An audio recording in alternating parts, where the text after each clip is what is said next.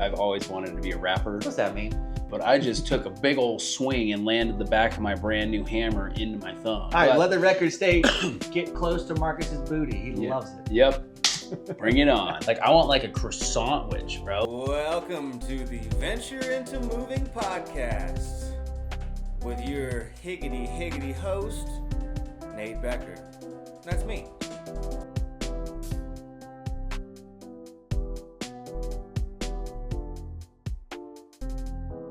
So I'm here with Marcus. He's the man of the land. And we're going to talk about all sorts of things from roofing to earliest days in your, self-motivated journey through life. I peeked on your Facebook and I saw that you live life to the max. So I want to see what that's about in a moment.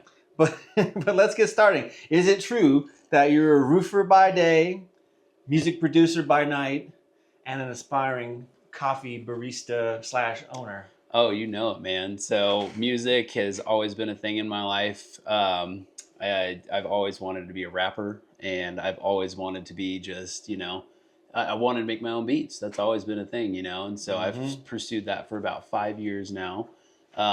My DJ name is Saucy, and my producer name, kind of hard to see probably, but yeah, that's always been something I've been very intrigued to do and wanted to do. When it comes to the roofing, I used to roof in Southern Oregon in 2016, 2017, and 2018, if I'm not mistaken, for Rogue Valley Roofing. And I learned a lot there, enjoyed what I did for a while. There was a lot of hardships as well, unfortunately, some falling outs with my uncle who was my boss. With roofers? Yep. No, dude, they're perfect, bro. There's no, the job goes perfect every time. That's what I thought. It's just like moving. Yep. So, yeah. I got my guys on a big move right now. It's like they're loading about 20,000 pounds worth of stuff. And they might call me, but I got my phone on mute because I'm busy. You're busy, yeah.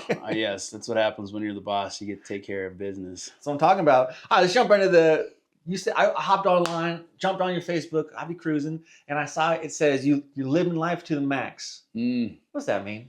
Well, I got excited and put that as my bio because that was the first thing I was thinking of when I was like, what do I write as my bio? But with that, I'd say that we're here for a good time, not a long time. So with that, you need to make as much of what you got. You gotta just handle it. You know what I mean? You got to do what you can in the short time we have here. With that, my days are super busy. I know how it goes with your life too. Yeah. You're usually busy all day long. You know what I mean? Roofing, like you said, all day. Once I get done, I try and get in here and get music done and get to work. You know what I mean? Like as much as I can, or making decals for my logos or such like that. I am rooted in my church as a leader, so I have to help out there on different days of the week. And then my mother and I are trying to do a coffee shop, which is coming up here soon, Redemption Coffee. So be on the lookout, everybody, for Redemption Coffee. It's going to be awesome. I want to dive into Redemption soon, but I know you're talking about coffee, but let's talk about early grinds instead. Okay. You get that, don't you? Hey-o! Salute. So what are some of your first jobs? Am I right that you were an Applebee's guy, pizza cart guy, construction, merch gigs? Or? Yep. So my first job was actually Dairy Queen. I was a cook there. I actually used to throw burgers onto the broiler and hope and pray that it came out right because I didn't have to do anything. Is it true they use microwaves there a lot? So you got to call it a booster oven because they would get mad if you called it a microwave. Okay? Do they use microwaves or do they use other forms of heat? Like what's the? They use radio frequencies. Okay. I'm just kidding. No, right. No. Nuclear. Yes, I mean basically with the ingredients and such. Right, but with that, yeah, they do use microwaves. They want to call them booster ovens. Like my manager would always get so mad at us if we'd call it a microwave because like it's not professional. It's not what we call it here. It's how you get your cheese melted, just so you guys know, for you guys who don't know how that cheese sits so flat. Dude, is it also how that ketchup gets so hot? Yeah, man. It's ridiculous. I'm like, bro, just throw that whole thing in like a toaster or something. Like I'd make my own food at home, so I don't deal with none of that. Yep. You tried to offer me a turkey sandwich on the way here. Yep. And man, was it good. I bet. Yeah. But yeah, Applebee's was one of my second jobs. That was an interesting time in my life because I was just getting out of school and wanted to party. So were you old enough to serve booze? Unfortunately not. I was 18 at the time, but I was getting served the booze. So I was having a lot of fun while I was doing what I was doing, And then Pizza Cart was a friend's business that we'd help out with at Here the in old Bend? mill. Yep. Yeah, and I they're know still Pizza Cart. around. Yep. So, it was our friends owned it, so we'd go help roll dough at night and get it prepped for the next day, or actually go help work the cart at events. So people I used to work serve at Dump good food. City, and we would be partner with the Pizza Cart all the time. Partner, but like neighbors. Always trading dumplings for pizzas. It's a great trade. What's her name? I forgot her name all of a sudden. She'd come over and be like, Amelia. Sure, yep. Or whatever. She'd come over and be like, let's do some trading. Let's go. Like, I'm about it. Those dumplings are off the chain, my man. Heck yeah. Yeah, Dan, the Dump City Dumplings owner, he was actually my very first interview. So. Really? Yeah. Oh, man, dude. That was probably sweet. Did he bring you a little tip? It was a good one. I mean, I worked Or did you guys get to enjoy some while you were doing your podcast? It's tough to eat and talk at the same time. So I bet. A little before and after kind of thing. Fair enough. What's the hardest job you ever had? Oh, man. I would definitely say concrete forms and like foundations. Tying concrete too? Oh, yeah. Like tying, yeah, and flat work, dude. Absolutely horrible. I don't know. Unless you're passionate about it, don't do it. You're hunched over all day. Oh, yeah. You're carrying things that aren't light. Your hands are getting torn apart because concrete sucks all the moisture out of you. Oh, yeah. And it's a job that will make you angry as a person. Just saying. Like, I learned 14 different ways of cursing. Yeah, I learned dialects you never even heard it before. Right? Old timer, tell me again what you just say. I like that word. What? That's great. So do you have any wild or humbling early work stories? Well, I mean, during that job, one of the worst things I did to myself injury-wise is I was cutting some grade. We used trim that you use for like the inside of homes on different parts. Like metal trim or? No, it was like this thin wood. I forget exactly what it's for, but anyways, we used it for grades so that your levels for your stem walls and stuff would be level. And we used the back of our hammer to get a start to break it. Well, I don't know what my problem was that day, but I just took a big old swing and landed the back of my brand new hammer into my thumb. Oh, dude. Yeah, and that was probably the most like wow moment of my life when it came to work, because I'd never done anything like that at my work. And I was just like, wow, okay, well, I just completely about stuck that through my entire finger for sure. Dude, a couple of 4th of Julys ago, I had a couple beers in me, and there was a tree in the backyard that needed to get chopped down, so I had an axe on, I was chopping it down. And I was getting close to the end, and I was like, hey, wife, kids, take a look at me. I'm going to knock this tree down. And I took a big old power swing. We're talking, if Paul Bunyan was there, I got it back, and I swung it on this tree. And there was a slack line on a different tree, and it caught on the slack line. And as I swung the double-sided X, I swung it, and it went along the slack line. It hit me in the back of the head, chopped into my head, almost knocked me full of stars, knocked me on the ground, almost knocked me out, and cut me open.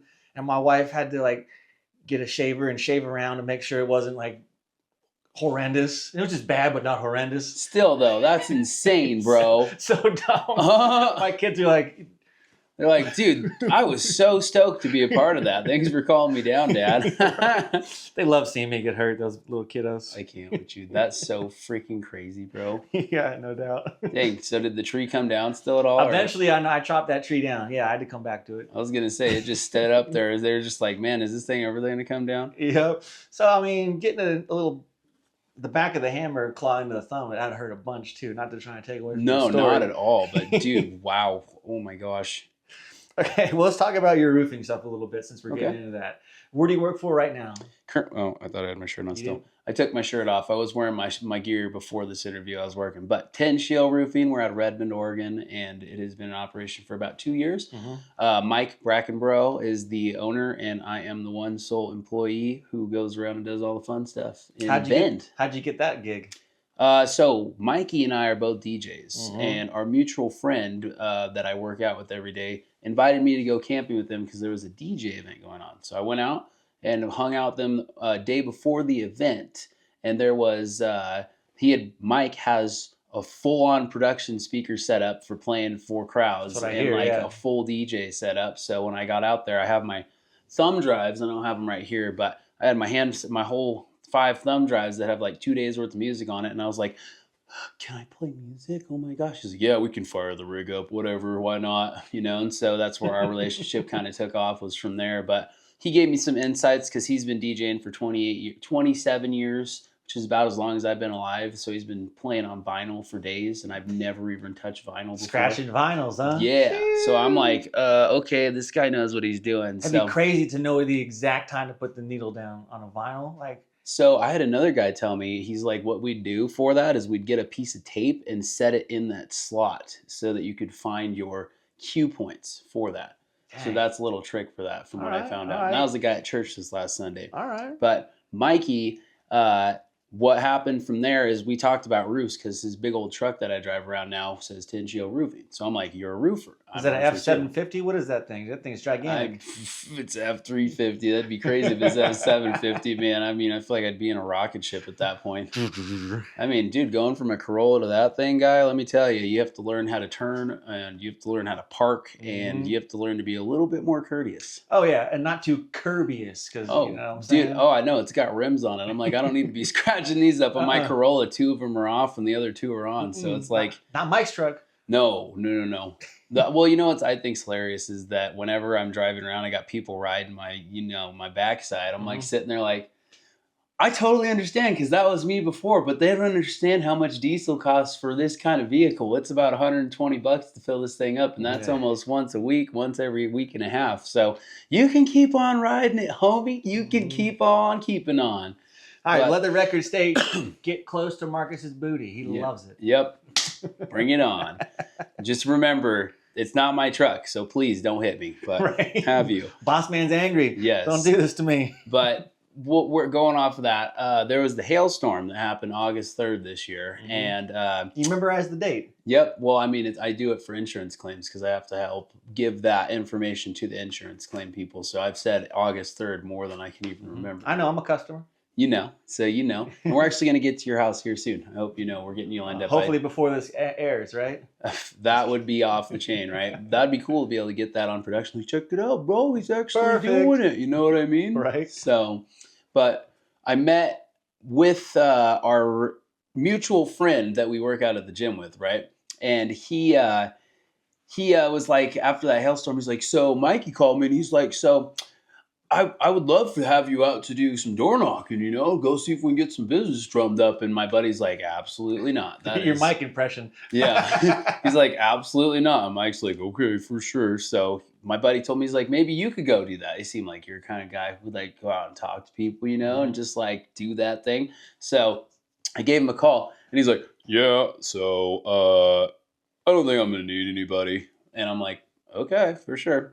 And then couple hours later, I get a phone call. You were up before 7. You're like actually wanting to work, so we'll give you a shot today. So I met up with him, and he took me out and showed me the ropes, and it's been like that since. The door knocking ropes? Yep. Getting callous knuckles? Oh my gosh. And also finding hail damage as well. Okay, yeah.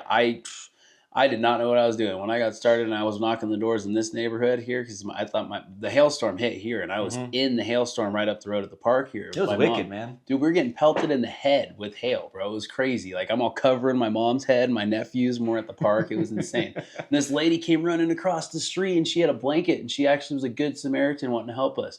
As I joke with everyone, it's like most people will be sitting there looking out the window like, oh, those poor souls. Why'd they go to the park in a rainstorm? Idiots. Yeah, freaking idiots, bro. So, anyways. No, but she was coming out. She's like, get under my blanket with me.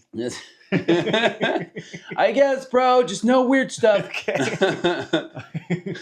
So, yeah, that's basically how I met Mike and how I got started with the company. And it's been really good. It's been really good. It's been challenging to put myself out there and learn a new thing and try and figure out how to do it right and get it done. But we've gotten it done and we're handling it. And as of month 3, I've almost done $250,000 in sales. Damn, 3 months. Mm-hmm. That's awesome. Yeah. What's the most humbling moment of your 3 months you've done so far? Do you have any? Because it all just been humbling. It is humbling. I would say, let's see here.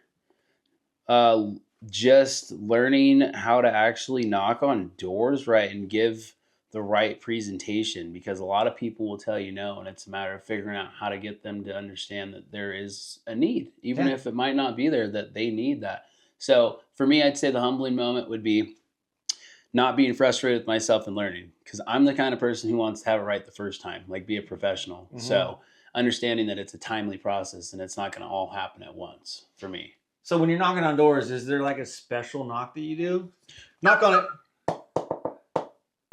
Dude, shaving a haircut, 2 pence, whatever. That's my preferred one. Come on. I love that. I like to give the old, and then if they come at me with a on the other side, you know it's a sale. We homies. Come on. Yeah. So it's a challenge, man. Like, just, most people get frustrated seeing you at their door, especially these days. Like, we have a ring monitor for a reason, push that, but I've been watching YouTube videos and they say don't push that. Ring the doorbell if they have a doorbell, or knock on the door, because you'll actually get a person to come to the door, as opposed to get off my lawn, get off my house, go away. You know what I mean? So it takes several no's to get to your first yes anyway. Oh, way too many no's. If you can't handle no, don't do this job. Just saying. It's true. Gotta be persistent. Yes, you do. So what are some lessons that roofing's taught you about business and about people? Well, I can tell you, it's for the people category. It's taught me that you're either going to run into people who are great to work with, awesome, and stoked that you're there. You're going to run into people who are stoked for you to get an inspection and get their house bought by insurance, and then go with someone else for whatever reason because they don't have all the answers, or who knows. But I don't know. It's just, that was probably one of the more frustrating things I've dealt with. Or someone who you've dealt with and you get their work done, and then they try and hold your money hostage because you got to do more work that wasn't signed on a contract in their mind. I'm like, come on. Where are your morals at? Yeah, I helped get this guy's siding bought as well, and he's like, yeah, until my siding gets done, I'm not going to pay you your final check. And I'm like, there's no signed contract on that, buddy. So, and taking people to court is really a pain in the butt. It is. Well, he's trying to take us to Better Business Bureau, and it's like, well, cool. Well, here's our signed contract for the completed work, and you might want to go to Better Business Bureau first. Be like, hey, this guy is doing all these complaints, and here's our side of the story, just in case they get to you. We want to be proactive. I just think it's hilarious, because I'm the kind of person who's like, if I'm going to ask for something, I'm going to pay for it. You know what I mean? Yeah. Aside from, I'm still paying off student loans, but I'm still paying it. Thanks, Obama. You know what I'm saying? I'm just like, come on, bro. It's like, if you owe somebody something, pay them in. Don't screw people. Yep, we're all grown-ups here. And then the other question was what it's taught me in sales. Yeah, it's taught me to be, for business, it's taught me to be a lot more professional. Like, I've done sales for a long time, so I totally understand how to do that and like approach that. But it's a matter of like running jobs and handling clients in that sense, and making sure everyone's taken care of, as well as my guys. So just handling bigger crews, handling big dollar projects. Like, I've never handled projects where it's like, it's a $40,000 job, $30,000 to $40,000 job. You know what I mean? That's a lot of money. So it needs to go right. No, it's like average $20,000 for a roof, I'd say, out here in Central Oregon. So just making sure things go right. Project management. It's taught me a lot of time management as well, because I do all right with time management, but I get stuck on one thing and then everything else gets pushed out the way. You know? You're starting your own things as well. Do you think that the lessons you've learned from Applebee's, Pizza Cart, 10 Shield Roofing, I think they're going to apply to you in your next phases in life too? Totally. Or do you think this all forgettable stuff? Well, I mean, Applebee's totally forgettable, because that's just a run-of-the-mill job that, I bet you learned something there from one of the managers you're going to take with you or something. I did. Or at least what not to do. Exactly, what not to do. And that's let your crew run rampant and do whatever they want. Oh, my goodness. And also treat people with dignity and respect, and pay them a good wage. Yeah. Or they're not going to stay if they're a good worker. It's true. Plain and simple. It's true, but Applebee's ain't going to pay you a good wage. No, they pay the least, because they know it's a bunch of high school kids or a bunch of drunks, which it was, working, that's going to, just show up because they need some money. So no doubt, making the sloppy cheeseburgers. Oh, man, yep, I do remember those days. Jeez. So besides the guy who wouldn't pay you or hasn't paid you yet, do you have any positive experiences with customers that you can think of? Oh, so many, man. Like, just even today, there's the little neighborhood I went to. It's called the Shire, and originally it was going to be turned into like the Hobbit, Lord of the Rings, the Shire, where the hobbits live. Yeah, was the idea, but the dude ended up passing away and it got subcontracted out. Anyway, still beautiful neighborhood. A couple of roofs out there are thatch, which I've never seen. Beautiful. What's thatch? It's like a giant broom is what it looks like. Just bristly? It is. It is so crazy. But like it's like Disneyland out there. It's crazy. That's radical. But super sweet, kind people that just are wanting you to work with them. and super excited that you're out there to help them. You know what I mean? Because they've either like that guy with that roof, he's like, I've gotten turned down by every roofer. No one wanted to even help me, you know? Dude, so I'm scared for him. Like during the forest fires and all the fires we always have, I'd be scared of an ember kind of landing on my roof. Well, so have you, it's not like hay or anything. It's like a broom. It's like plastic. You know what I mean? So it's like full plastic, except it's only like one layer. It's like only like a quarter to half inch, so probably half inch. Yeah, half inch thick. And then it's shingled under that. Oh. But there's a lot of holes because they put nails through those to hold them up. So it's, I don't know, it's just a whole interesting situation. And we did some assessing, and I got out of there because I had to come to this meeting and Mike was there. But yeah, we're hoping to be able to help him out. But I think I'm getting his neighbor's house bought by insurance. Good. That's a plus from the August 3rd hailstorm. Yep. I remember it too now, right? Yep. All right, let's enough of this boring talk about the roofing company. If I want to talk more about Tin Shield Roofing, I'll call Mike up. Yep. But let's talk rapping, dude. Let's talk music. Let's talk creativity. Okay. Let's talk all that good stuff. Well, I need a sip of goodies Dude, for this one. sip hard. This is going to be a rough question for you. Think back. When did music enter your life, and when did you realize that when music hits, you feel no pain? Oh man, dude, I'd say, well, but my parents are on both sides of the spectrum. My dad's gangster is a gangbanger when he was younger, so I grew up listening to OG gangster rap and West Coast stuff, you know. Yeah, dude. And then mom, I was raised in the church with her, so I was raised on Christian music. And so you had Master P and your P's and Q's. Yes, sir. Man, dude, you got both sides of the story. Yep. So I would say going back, it'd be most of my entire life, but rap always had a huge like impact on my life, just like the flow and everything. And my dad hung out with a bunch of my uncles that were rappers, and they performed shows, you know what I mean? So that was a pretty big inspiration for me as a kid as well. Get to see them on stage. I mean, I didn't, because they were adult events, and they never invited me out to the adult events. But I've seen some videos, and I got to see my uncle's studio, and I've heard a lot of their music, which is now lost with time because they never did anything with it. But it was just crazy, the flows they had. Like, they were some of the best rappers that I knew of in Southern Oregon, for sure. You know, like they were hitting it off with some of the bigger Bay Area rappers like E40 and Doobie. Mac Dre. We wish. That was like, this is like 2008, and Mac Dre was gone for like 4 years at that point, you know, so. Yeah, it would have been crazy. Yeah. We've got Mac Dre and Andre Nicotino on our side. No problem here. So, but yeah, music's always had a big impact on my life. It's just been something that helps me get away to an awesome place, man. You know? I love Bay Area hip hop. Me too. It's like my genre. Late 90s, early 2000s, but mid to late 90s Bay Area hip hop, big fan. Dude, that's so funny. I wish you have told me that before, because that's always been my favorite. You're the RBL posse over here. I love this. Yeah, man. Don't give me no Bama weed. Exactly. Totally. Yeah, there's actually a bluebird on my shoulder. So, hey. All right, never mind. All right, so what kind of rap do you make though?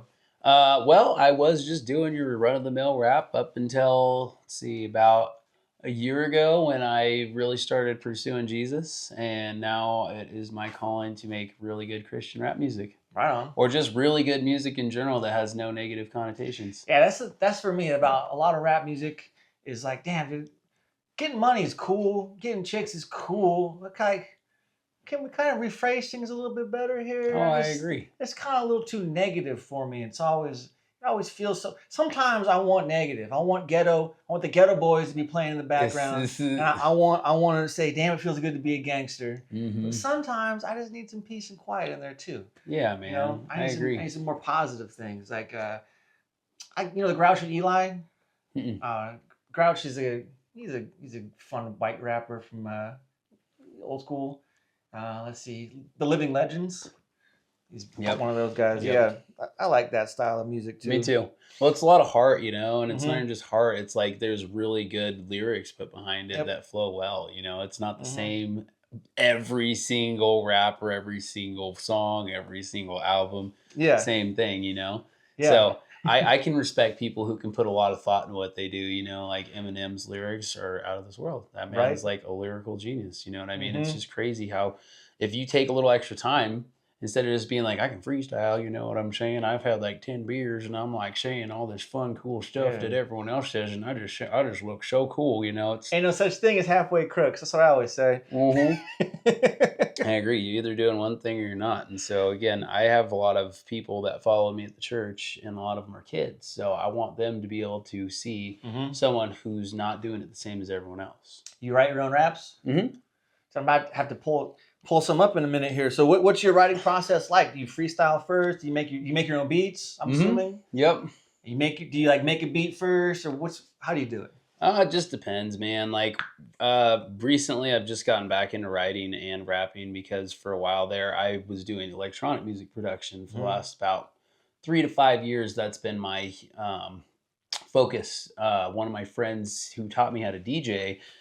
He's been doing it for a long time, and he's actually doing it pretty big at this point. Oh, nice. So we'd hang out and make beats and stuff. He taught me how to make digital beats on my computer. And from there, I watched him play shows at like the Gorge Amphitheater and a lot of opening acts for bigger artists that came to town. Sweet. So I always was inspired by that, and a lot of my friends did that as well. So I started rapping, but I was getting over using YouTube rap beats to just, throw down and then rap over that, because then I was just downloading them. I wasn't getting approval, you know what I mean? So I was like worried that there was going to be an issue there. And it's like, cool, man. Well, why don't you just learn how to do it yourself? So through that phase of learning how to do electronic music, I also learned how to produce better. So now I can just make beats like it's nothing. Dude, that's what's up. So I made a six track rap album in like 2008. Oh, wow. It's somewhere on the internet. I don't know where it's at, but you got to find that guy. It exists. It's all freestyle, and there was more than 11 beers involved. We'll put it that way. It's like a 30 rack, brother. Dude, Bush Extra Light. Yes, sir. I'm watching my figure. So, do you have any crossover between your music and your sales that you've been doing? Like, is the sales from Tin Shield Roofing and stuff you've done in the past, is that helping you with your music career, or is it not to that phase yet? I've thought about it. I've thought about doing something that involves being a roof hustler. You know what I'm saying? Or something in those terms, just to make it a little funnier or something. I don't know. It's been something that's crossed my mind for sure, but it's just, I've been so busy with this job, right? And just moving and getting into a new place and space and mind state, bro. It's just been like, I get in here when I can, but I know that's an excuse because I used to be in here every day, no matter what, for at least an hour. So it's just a matter of getting back into a good routine and getting in here. Yeah, you better get into it again, then, oh, right? Man, I'm about it, bro. Like, I've just dropped 2 tracks in the last week, man, like that have been sitting, and I'm so excited. Like, got Pickleballing out. That one's a fun electronic music D&B track. Well, let's try and play one for a second. I can cut in and out, so if we have any weird downtime, but let's see if we can't get a little bump. A little bump. A little bump. Let's see here. Dang, look at that. Yeah, so it looks complicated. This is all different tracks with individual things going on.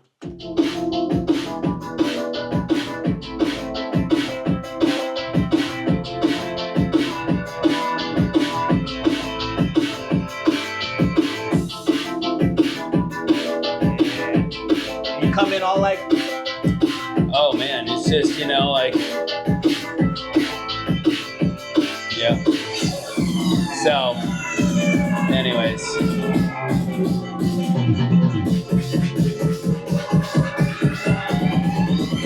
Let's get it.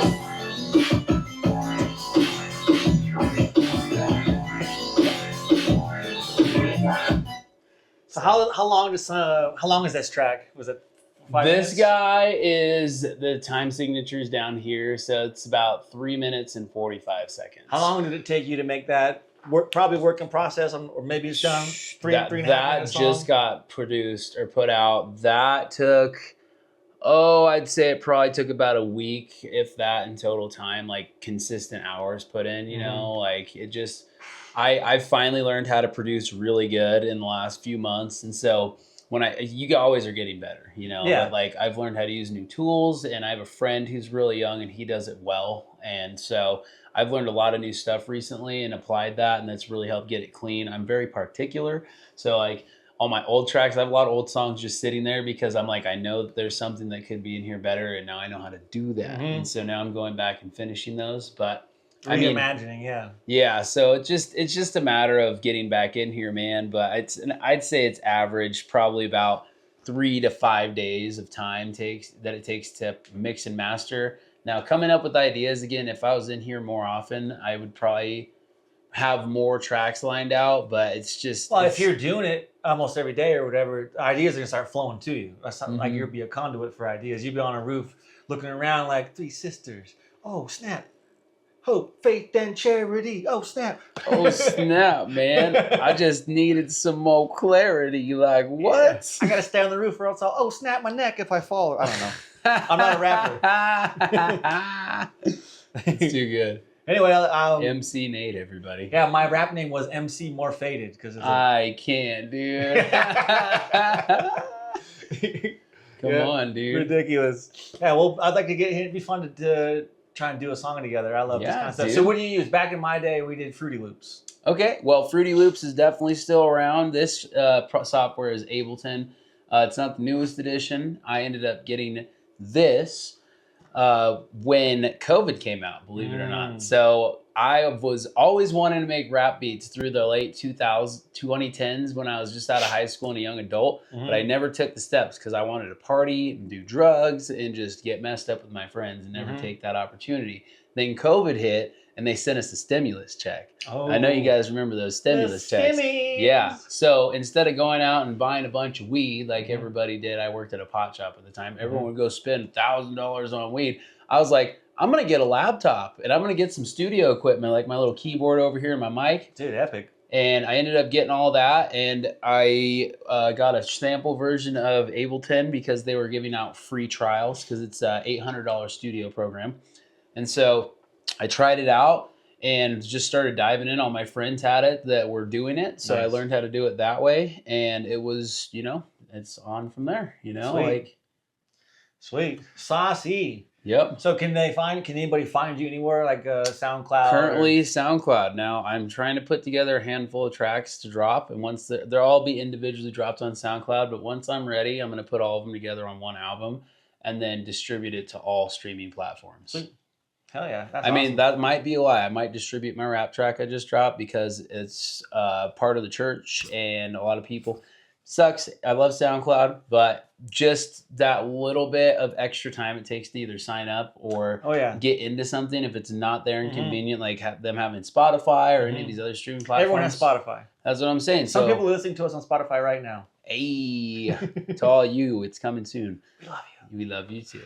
So it's just a matter of convenience. So you can't get as many plays, believe it or not, if you don't have it on all platforms. Because the easier it is to just have accessible, more people will listen if they can just click and get directly to it. But if they have to add their email and do a creative profile, I mean, it's not even that much, but believe it or not, it's so, and even at that, it is so hard to get someone just to listen to a song. I cannot even tell you how hard it is just to get people to listen to a track. Try having an hour-long podcast. Hey, I'm right to say you understand, man. It's just a matter of being like, hey, like you get your crowd that wants to, and then what's cool about SoundCloud is if you purchase their premium subscription, that it will allow you to, for a week after you publish your track, get a boost in it putting it out on their platform. What's what are the things that social media and stuff use to put stuff out there? Like if you look at something and like you like pixel? It. No, like Robot? if you like the post, then it's gonna feed you more of those posts. I think it's called the pixel, but I'm not sure. At least for Meta, it is. It starts with an A. You know what I mean? It's it's an algorithm. Algorithm, yes. So you get a boosted algorithm for 7 days. So me and my buddy's track that we put out about 2 months ago has like 1,300 plays. Oh, nice. And people all over the world have heard it. You know what I mean? So that's super cool. That is. But again, I average about 300 to 500 plays a song, which isn't horrible, and I'm not complaining by any means. You got to get it out. I want a lot more people to hear that. And that's where DJing comes in, and also just like, meeting new connections like you and like you guys, like Sharon, you know what I mean? So Sharon is Karen. It is, man. So you don't have any plans right now for doing the show. You're too Not there yet, or you with like, do you want to go out there and perform at the Volcanic, or just like one of the local places, being able to go out and either DJ or DJ rap? I would love to, but for me right now, I want to sharpen my skills. Now I can play music well, but I have been humbled so much with Mikey. Like just watching him and his friends play, our mutual friends, I'm just like, I want to be really good when I go out there and play out at a venue like that and play professionally. And like I said, one of my friends, he does that. You know what I mean? So it's like I've seen how you can do it, and I've also seen how you can't do it. And I'm not saying I wouldn't be able to do it. I just know what the quality is I want to put out there. Because Mikey even says it, and he says best, people are going to remember you for the one time you played. And if you played bad, then you might not get brought back to a few venues. Yeah. You know what I mean? So, I can see that. With my personal style of doing things is I'm just going to do it and I'll figure it out later kind of guy. And it's bit me in the patootie a few times, but I feel like a lot of people, they overanalyze everything. They get the analysis paralysis when it's more like, just get out there and friggin' do it. Fair enough. But if you go out there and do it and you suck, then Commonwealth's not going to want you back or something. Captain Send It. I get you, bud. Dude, I'm sends a Rooney. Well, and that's not to say that I haven't played before. You know, like I've hosted my own events at my old pot shop I worked at where people came out and I played and my friends played.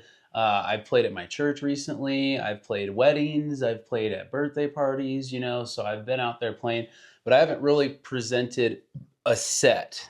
I mean, that's a lie. I played out, there was a Renegade out in the woods over in the Ochcos, and I had to play my first set for everybody on a big rig, and that was crazy, man. Like, first time I ever used XDJs in my entire life, or CDJs, what those are.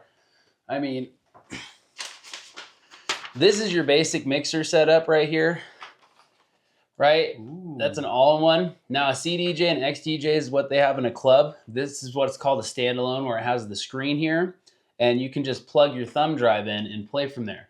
Now, what I have, you have to have a laptop, so it has this screen to be able to play.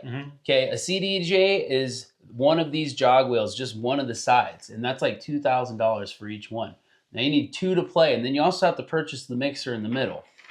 Okay, so overall, those together is about $6 to $10 grand for a good setup, right? Dang. So that's why DJs never let you put a beer on that thing. Oh, absolutely not.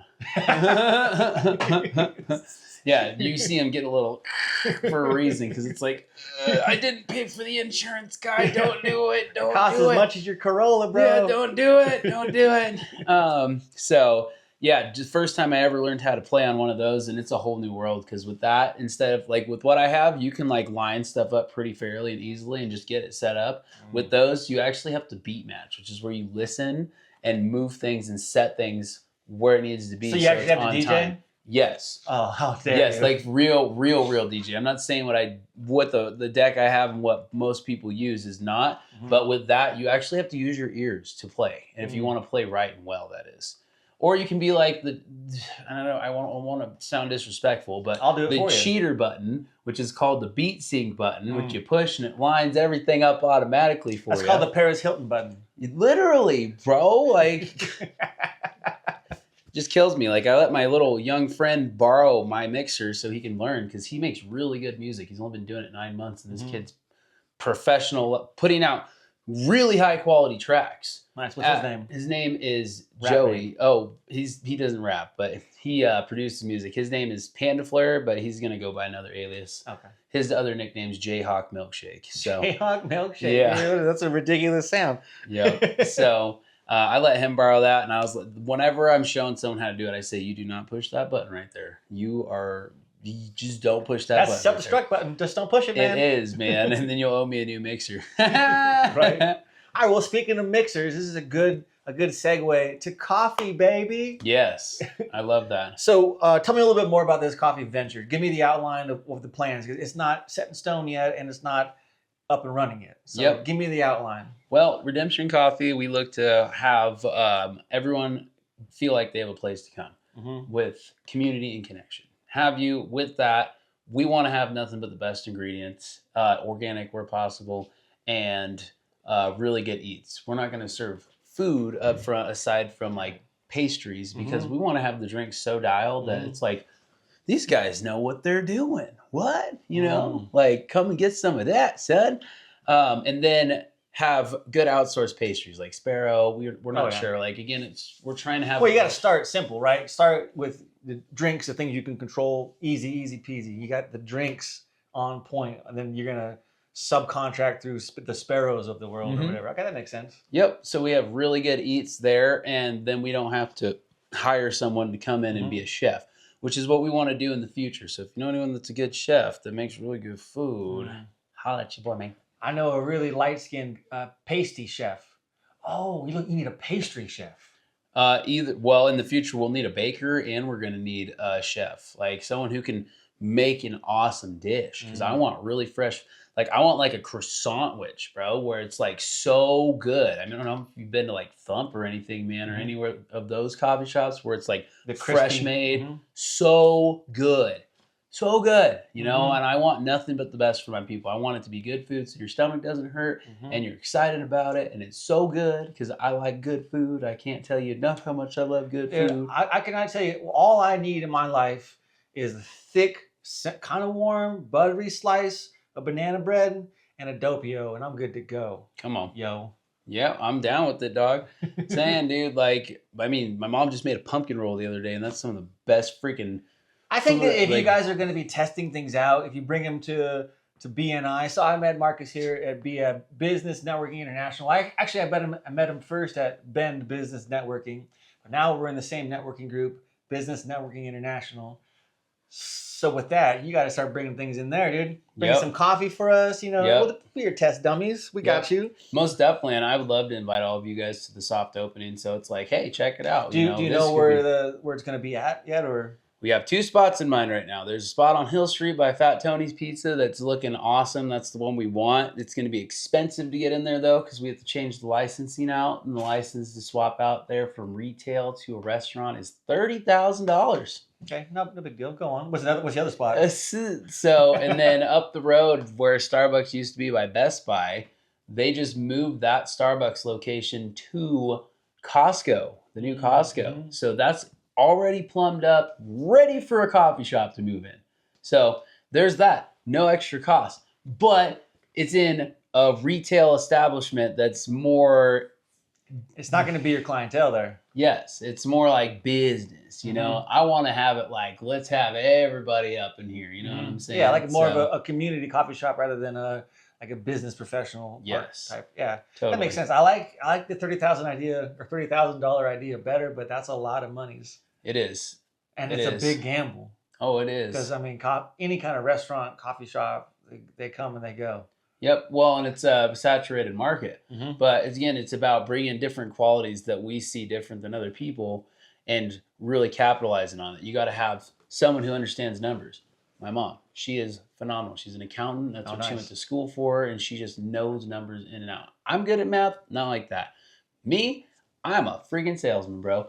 I love sales and I just love being personable, you know, and I like good quality stuff. And I know right there is a huge factor because Bend is notorious for, and I say it to everyone, the cheapest food at the highest price. And I am over it. I make food at home because I'm just done with it. Yeah, I'm similar. And I go out for wings a lot, though. I love chicken wings. It's hard to mess up chicken wings. My buddy's got a chicken wing shop called the Southern Accent. Where's that It's at Silver Moon. Oh. Southern Accent is on point. Go to Southern Accent, ask for John Morris. If he's not there, leave. I'm just kidding. But it's a good spot to eat. I love eating there. Okay. Man. They have, oh my gosh, they have the best chicken there. It's okay. So good. Yeah. Oh, I've been looking for a good wing spot because I'm very picky about my chicken wings. You gotta get that Saigon sauce. It's good. Ooh. I'm telling you right now. The Chicken Bones used to be a spot I'd go to. It's just not my preference. Fire on the Mountain is all right, you know. Expensive, but I'll eat there. But it's like, I don't know, man. Like, it's like I want the best. I don't like mediocre. I don't like it's all right, it's good. It's got to be like, wow. I feel like Guy Fieri right now recommending this. You feel me? Like, come here and get your food, dog. Take me to Flavor Town. Come on. Won't you take me to Flavor Town? Guy Fieri, he actually did a Diners, Dives, and Dash, or whatever that show is called, with Dump City Dumplings. So if you guys haven't seen that one, there was Spork, Dump City Dumplings, and another place I forget now. But it's crazy. Guy Ferrari, whatever his name is, came to Bend. It's so funny, dude. I actually didn't meet him, but when I was in Jackson Hole, Wyoming a couple years ago with my family for a family reunion, we went to Cody Cattle Company, which they do like a performance and, serve you really good food. But he showed up there with his family for a birthday or something. Just eating. Yeah, I was like, this is surreal, It's the mayor of Flavortown. Yeah, it's my dude, So that was pretty cool. Anyway, Redemption Coffee, kind of revived me there a little bit. What is the vibe going to be there? Why is that vibe going to be different, and why should I go there? Why should I care about this? We're trying to have an opportunity for people to come in that don't have a place to go, man. Like, if you need help, specifically, come see us. Like, we want to be there and be help with you. We want to walk life out with you, man. Like, we would love to somehow offer counseling where possible, not like us be a counselor, but like, hey, we know counseling. Yes, we would love to offer counseling to you or give you help, like, how can we help you? And then like, we are involved in the church. So we would love to have people there to be able to pray for people. We think that would be so cool. And then have you know who Saucy is, right? I tell you, we would love to have music and have events. Like, come in and watch us play some cool tunes and enjoy some really good drinks, I know really cool DJs. Have them in. I know really cool artists. Why don't you come play at our spot? You know what I mean? Like, just having a community center for people to enjoy us. I dig that. There's plenty of that here in Central Oregon, but we can use more. Always use more. And each venue has its own little flair. And I'm down for that for sure. I like coffee house, kind of like more down tempo. All right, we're getting going, type of groovy music. I'm into that. So yeah, man, that'd be fun to get my redemption coffee house, bro. That's a whole new style. Coffee house. What kind of DJ are you? I do coffee house. I do coffee house. Yep. Really? Is that like dance?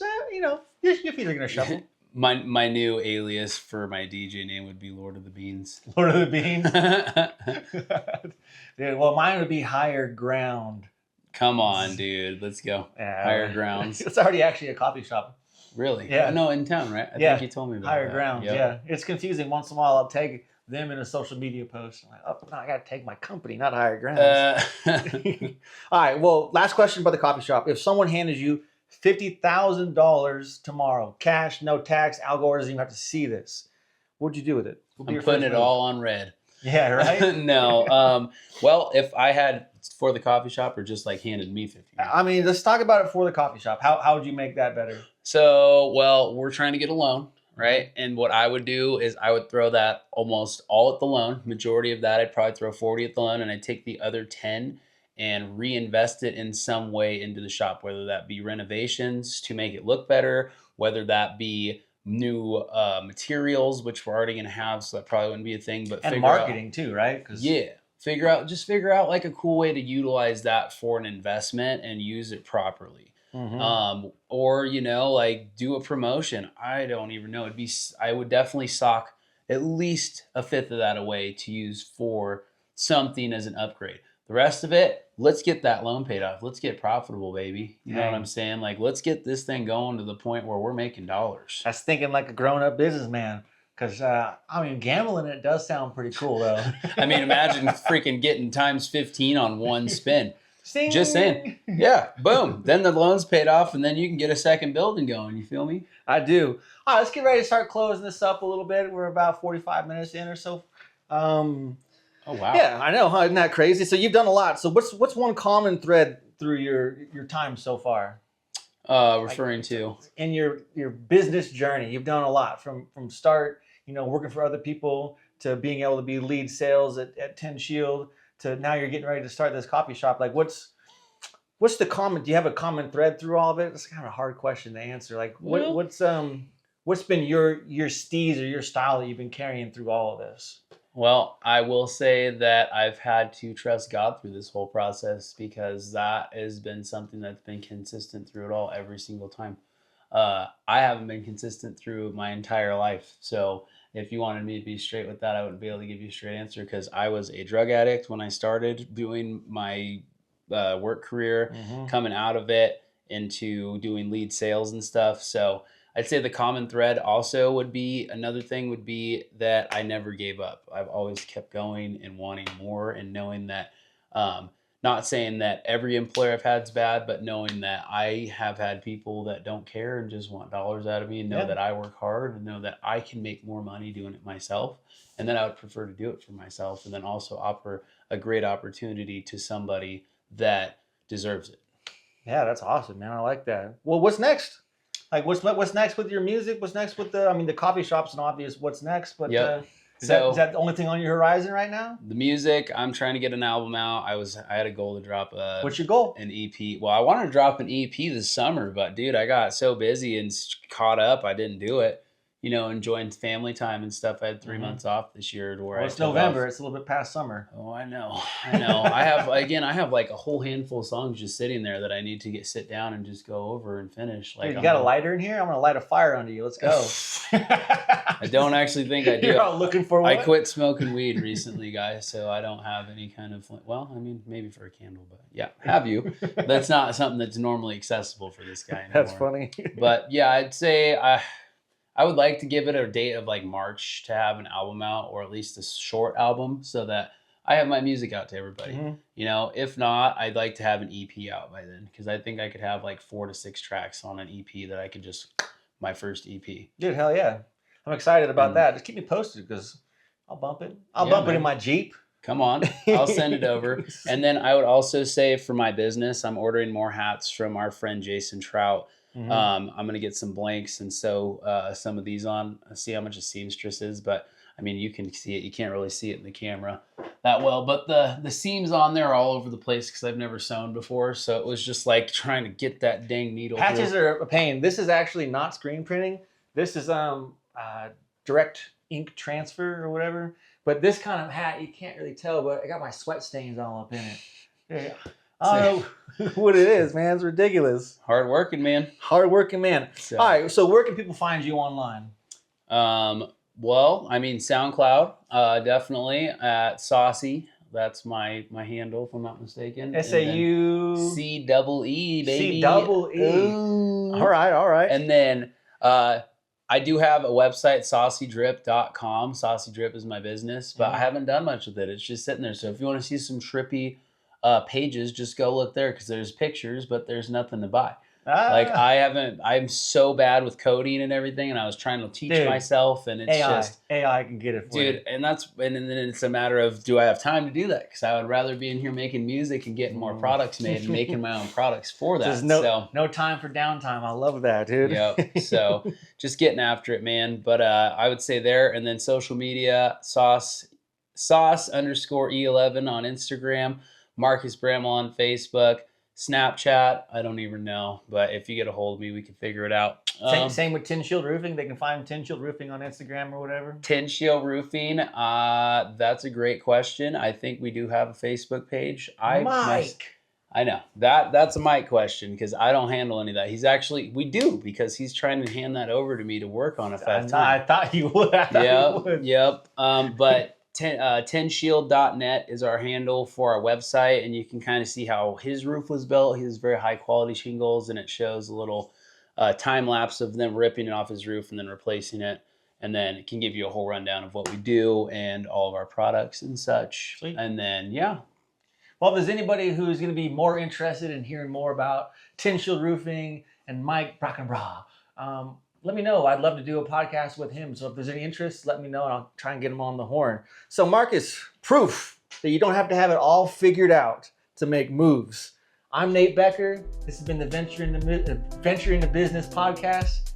Venture on, my friends. Stay saucy, my friends. Stay saucy.